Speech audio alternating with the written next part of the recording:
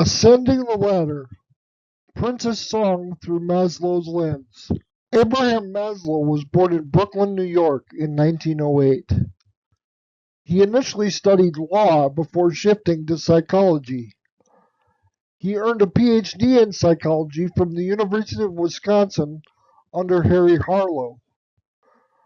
Maslow's early work was influenced by Gestalt psychology and interactions with psychoanalysts and social psychologists. Maslow critiqued the dominant psychological schools of the time, feeling that psychoanalysis focused too heavily on pathology and the unconscious, while behaviorism overlooked subjective human experience.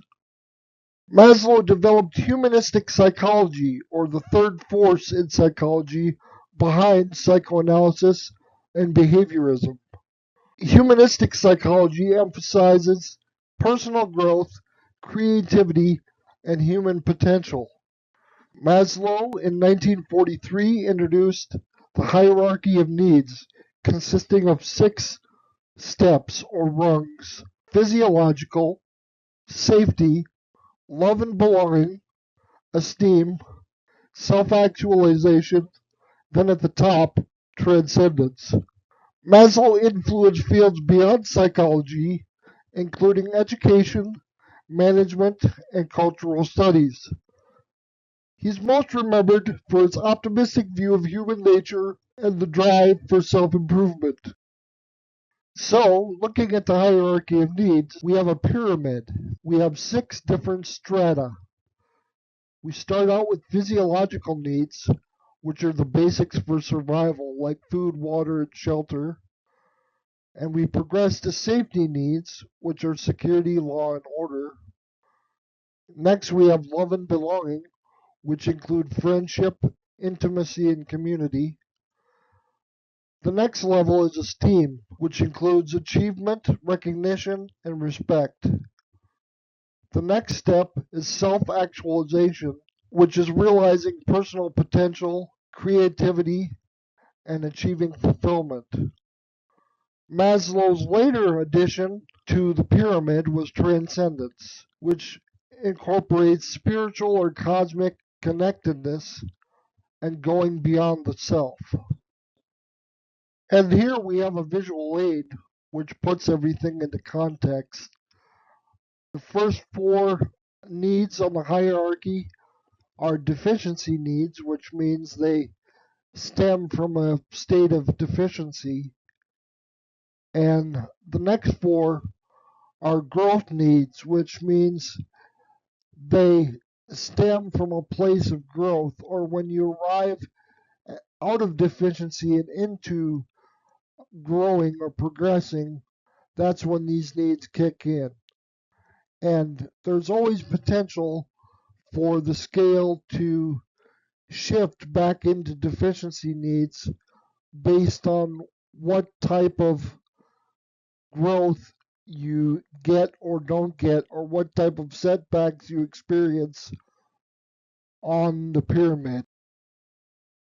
As far as applying Maslow's hierarchy of needs to the arts, musicians and artists often address multiple levels of Maslow's hierarchy of needs, particularly in spiritual or introspective works.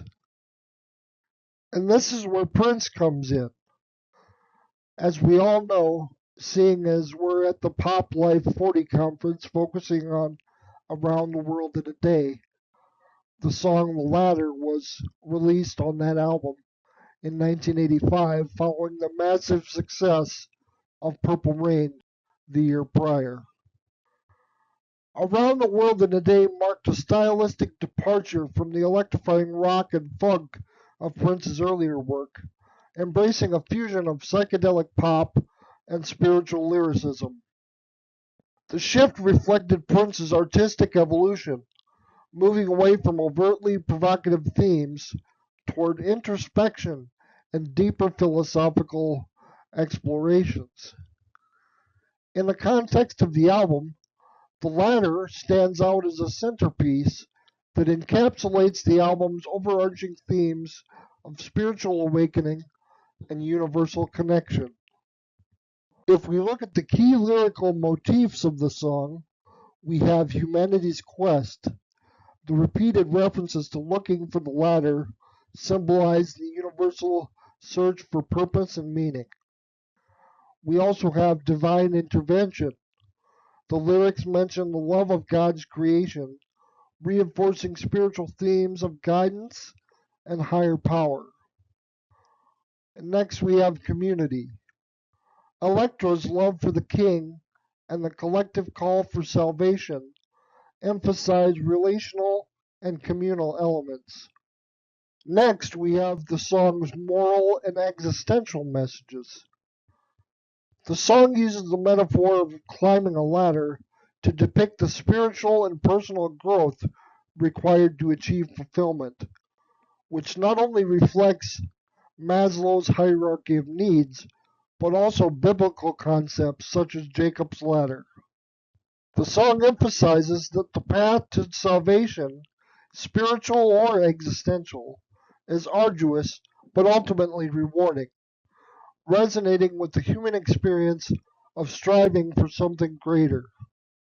As far as religious influences in the song go, Prince's lyrics often draw from his religious upbringing, particularly his exposure to Christianity, which shaped his moral and spiritual outlook. We all know this from songs like I Would Die for You and the backwards outro to Darling Nikki. In the latter, themes of redemption, gratitude, and divine love reflect these spiritual influences, with broader spiritual interpretations making the song accessible to diverse audiences. Prince's spirituality was very open and inclusive, especially at this time. As far as the evolving worldview the song presents, the latter illustrates a key turning point in Prince's artistic and personal philosophy. It signifies a shift from the sensual, individualistic themes of earlier hits like Darling Nikki to focus on collective salvation and spiritual growth. The story of this king, Electra, and ladder serves as a parable about moving beyond ego and materialism toward a higher purpose. Next, I'll be mapping the ladder to Maslow's hierarchy of needs. At the bottom of the pyramid, of course, we have physiological needs, or needs of basic survival. And they're not explicitly referenced in the lyrics, but the absence of gratitude and connection in the king's life hints at a lack of foundational security, which indirectly ties to the lowest level of Maslow's hierarchy. The land of sin aplenty suggests an environment of excess, but not necessarily one that satisfies essential needs. Moving up the pyramid, we have safety needs, or needs of security and stability, and we have the lyric, he knew not where he came from, nor where he was going, pertaining to the king. This shows that the king's existential uncertainty reflects a lack of psychological safety and stability, foundational for moving toward higher levels in Maslow's hierarchy. At the next level of the pyramid, going up, we have needs of love and belonging, or relationships and connection. And we have the lyric, now this king, he had a subject named Electra, who loved him with a passion uncontested. This shows that Electra's unconditional love highlights the potential for connection and belonging, even though the king does not recognize or reciprocate it. And then the first line of the chorus, everybody's looking for the ladder. This lyric suggests a universal longing for connection and salvation, tying to the human need for relational and communal bonds. Moving upward on the hierarchy, we have esteem, or recognition and self-worth. We have the lyric, a feeling of self-worth will caress you. This directly references the need for self-esteem and personal validation, aligning with Maslow's idea of respect and confidence. We also have the lyric, the size of the whole wide world will decrease. This indicates the diminishing weight of external validation as internal esteem grows, a significant aspect of this level. Moving further upward, now we're almost to the top, but first we have self-actualization, or realizing potential. We have the lyric, the love of God's creation will undress you. This lyric represents a moment of profound self-awareness and connection to one's higher purpose, a hallmark of self-actualization. Then we have the lyric, time spent alone, my friend, will cease. This implies a deep fulfillment that erases loneliness and fosters a sense of wholeness that's critical for self-actualization. And finally, we arrive to the top of the pyramid, where we have transcendence, or spiritual and cosmic unity. This is a later addition that Maslow made to his hierarchy of needs. We have the lyric, everybody wants salvation of the soul, which directly ties to transcendence, the highest level of Maslow's hierarchy, focusing on spiritual enlightenment and union with the divine. We also have the reward is great for those who want to go. This refers to the ultimate fulfillment found in transcending the self and aligning with a greater cosmic purpose. Next, I want to talk about the significance of the song and offer a few broader reflections. The latter exemplifies Prince's ability to weave together spiritual metaphors and universal themes. The central image of the latter as a symbol of spiritual and personal growth reflects his talent for transforming complex philosophical ideas into relatable poetic narratives.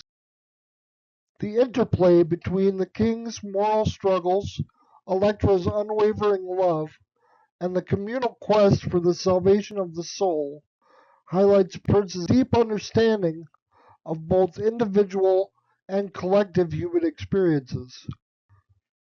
As an artist, Prince bridged the worlds of popular music and spiritual exploration, challenging the boundaries of genre and content. The latter serves as a testament to his unique ability to blend funk, soul, and psychedelic elements with profound existential reflections.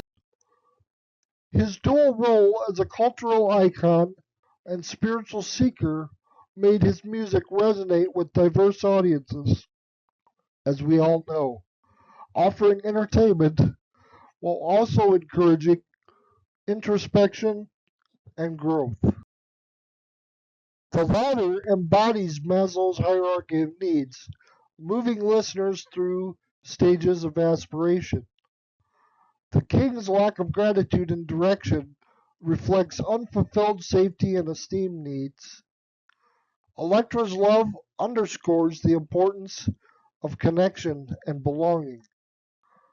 The chorus and ultimate quest for salvation of the soul point directly to self-actualization and transcendence.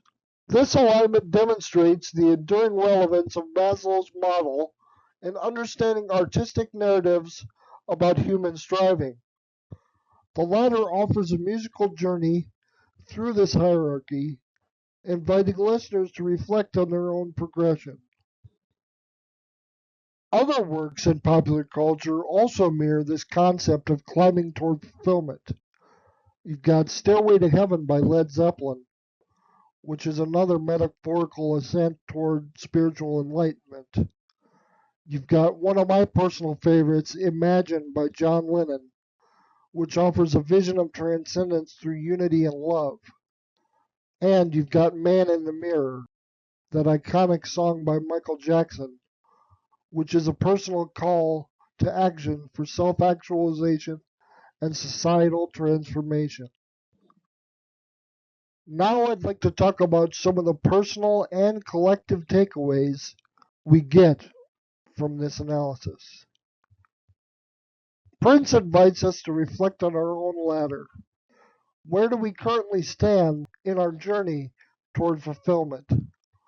Are we focused on meeting basic needs, fostering connections, developing self-worth, or seeking transcendence?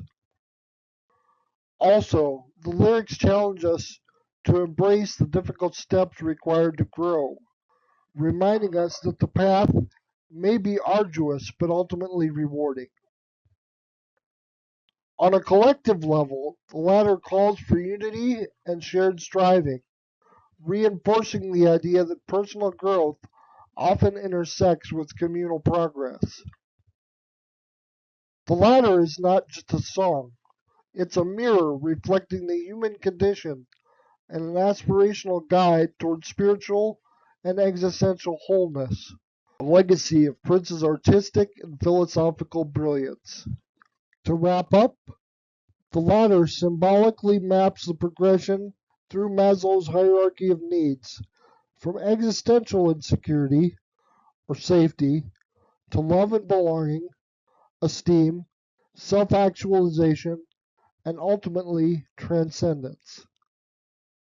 The king's struggles, Electra's devotion, and the universal longing for salvation illustrate each stage of human aspiration. The song's themes of moral growth, gratitude, and divine connection resonate across cultures and experiences, making its message timeless and universal.